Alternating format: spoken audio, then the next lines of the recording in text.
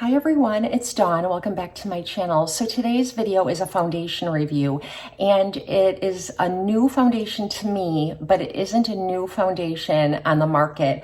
And it's been around for about 2 years, and I remember seeing it when it first came out, and I never tried it for whatever reason. And I'm really kind of surprised I didn't, because I was doing clean beauty, and I always have a problem finding clean beauty foundations that I really like. But I really like PUR Minerals, so I think I just turned to PUR Minerals for my foundation needs more often than not. And the product I wanted to share with you has been requested for me to review it, and it's from PUR Minerals. And PUR Minerals is also sold at Ulta and other places, the Macy's, the PUR Minerals website. Just Google it. It's all over the internet. I am trying the PUR Minerals 4-in-1 Love Your Selfie Foundation and Concealer in one. And it is a 4-in-1 product. And I wrote down some notes here because it is a foundation, it's skincare, it's a concealer, and it's long wearing. So it does 4 jobs. It's also hypoallergenic, cruelty-free.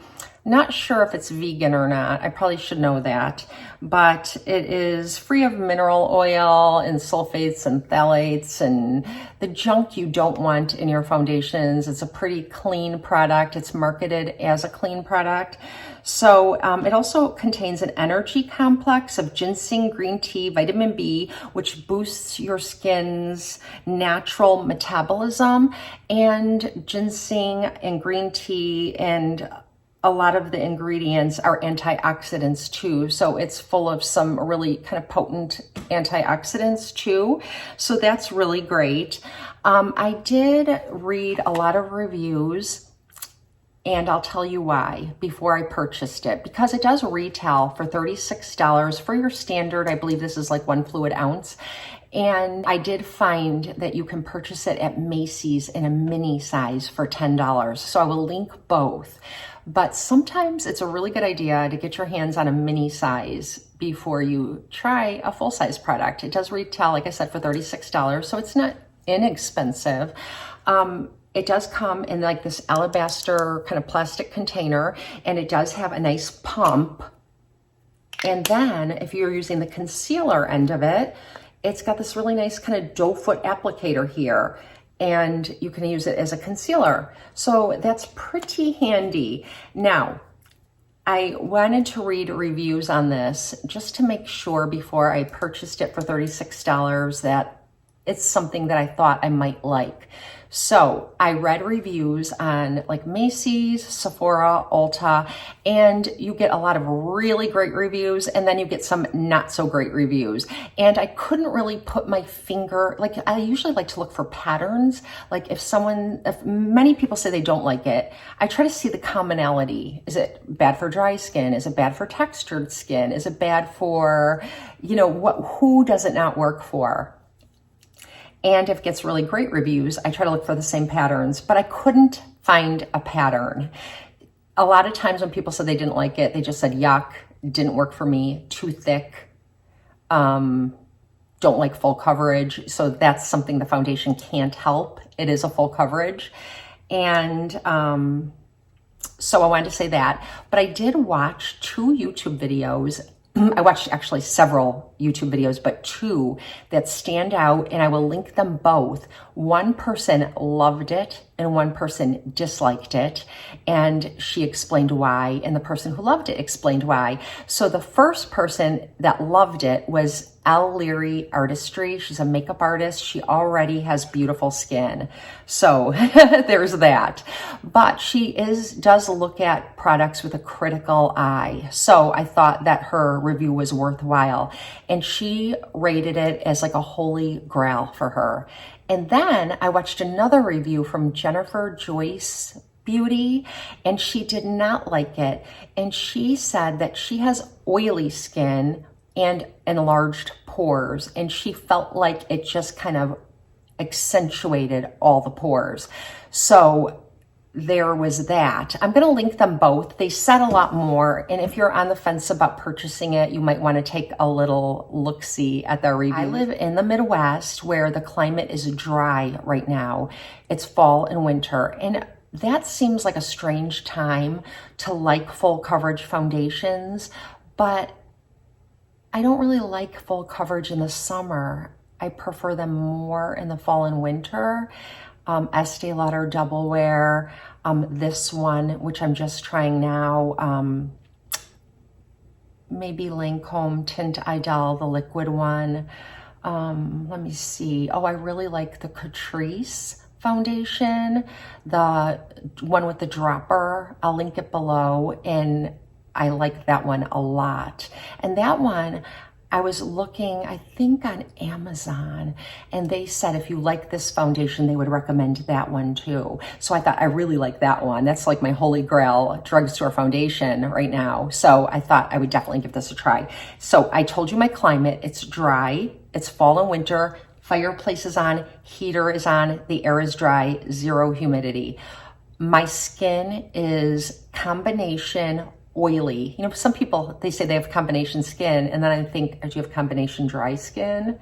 Do you have oily dry skin? Do you have normal oily skin or normal dry skin? Like, there's so many ways that combination skin can go. Mine is combination oily. So it's normal here and oily here and here. And I do have some enlarged pores here.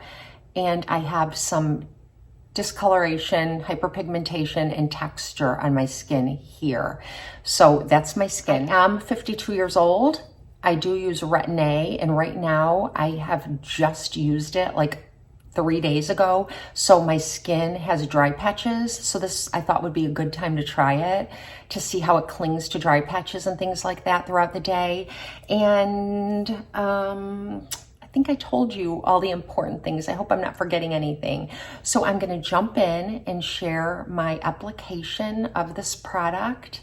And then I'm going to do like a check-in or two during the day and wrap this video up. But it's really just a first impression because this is the very first time I'm using this foundation. And I never do those kinds of videos, but I thought I would. So let me know if you like this type of video.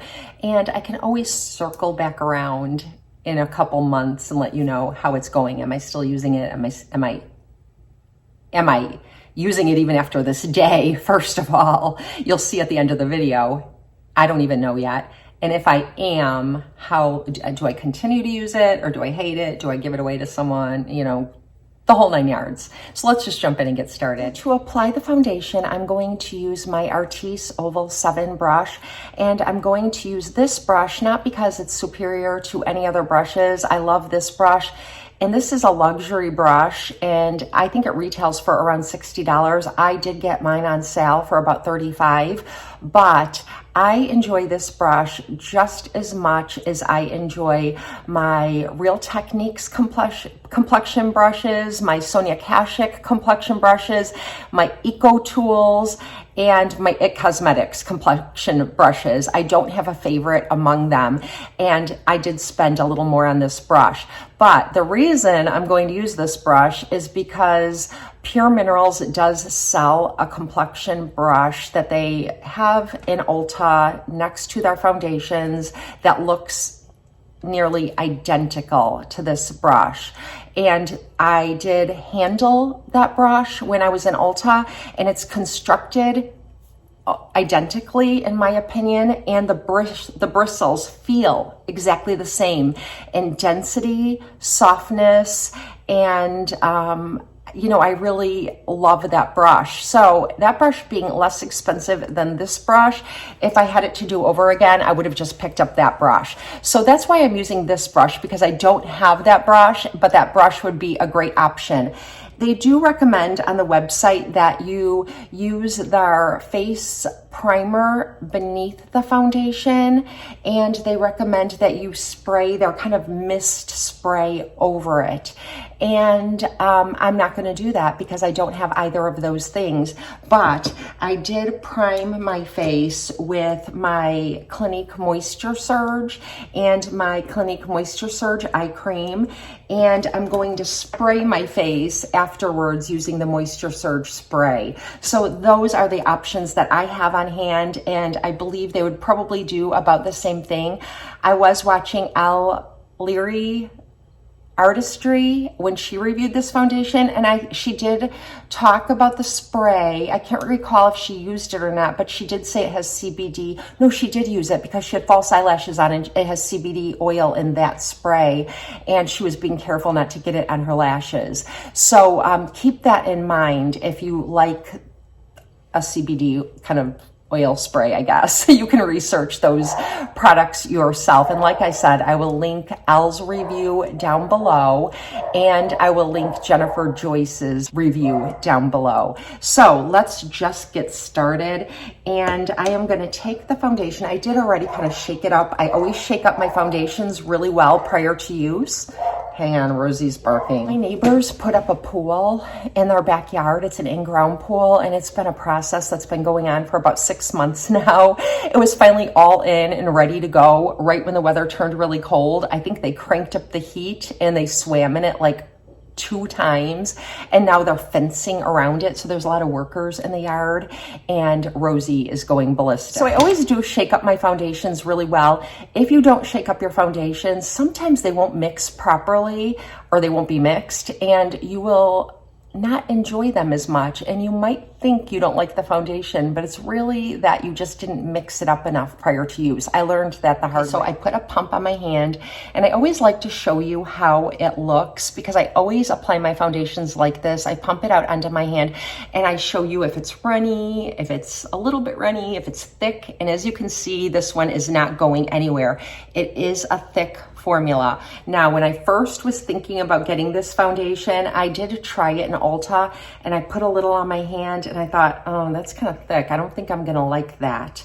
So I did rub it into my hand, and then I went about my shopping, and I kept looking at it, and I kept thinking, wow, it dried down really nicely. I think I do kind of like that. So I went back and I tried it in some other shades on various places on my arms and hands, and I did notice that once it was set, I did enjoy the way it looked, even on my hand where I have some texture, like I have some kind of chickeny skin here that I'm working on, and it didn't accentuate that texture. Just picking a little up with my foundation brush, and I just like to dab it around because it is a thicker consistency and this is a full coverage foundation.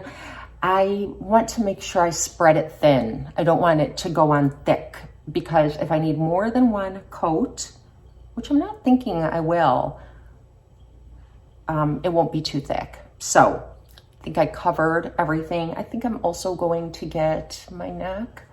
I think this shade might be a little too yellow for me. It is a neutral shade that I have. It's recommended for peachy undertones, which is what I have. So maybe it's just what I'm seeing is the peach. It's not really yellow, it's peach. Now, don't get me wrong, I do really like this foundation brush. It's just, it does blend everything like a dream. And the PUR Minerals brush is exactly the same shape as this brush. I believe it's about the same size too as this Oval 7. I think the color that I selected might be a little too yellow for me. It was supposed to be a neutral for light skin with peach undertones. So I think it's trying to be peach, but I think it looks a little too yellow. I think I might want to pick it up if I really love this foundation in a shade that's a little more like pink based, because I feel like this one is a little too yellow, but I think I can make it work anyways. I think in the summertime it would look better when I'm self-tanning, because my self-tanner on my neck and chest does kind of give me that sort of more of a golden hue. Now, this is not a golden color, it's a neutral LN6. So I'll have to stop at Ulta and look at some other colors if I like it and decide to pick up another one. And so here's the bottle again. And now here's the special surprise that I may have already showed you in the introduction, is the doe foot applicator that is in the bottle. And this is for the concealer. Now, I did read several reviews that said that the concealer might be a little too drying for under your eye, so I'm not going to use it under my eye, but I am going to camouflage some blemishes with it. And so I just tapped the doe foot onto my finger, because when I have a blemish, I'm not going to tap the doe foot onto that blemish and then put it back in the container and just contaminate the product. So I have a little blemish right here that is a little swollen. It kind of popped up last night, and it's bumming me out just in time for Thanksgiving. Still have some redness from healing blemishes that I've had recently, and a little bit of dry skin too. You know, when they heal, sometimes you start to slough some skin, and that's what's happening. So my skin is doing better, but it's not perfect. I don't think my skin is ever perfect, but it's not as good as I would like it to be. I have to really hydrate it between now and Thanksgiving. So that's all I'm gonna do with the foundation. And I'm gonna put on the rest of my makeup, and I'm gonna come back. Okay, so I have all my makeup on now, and I am going to shut my ring light off and show you me in front of the window without my ring light.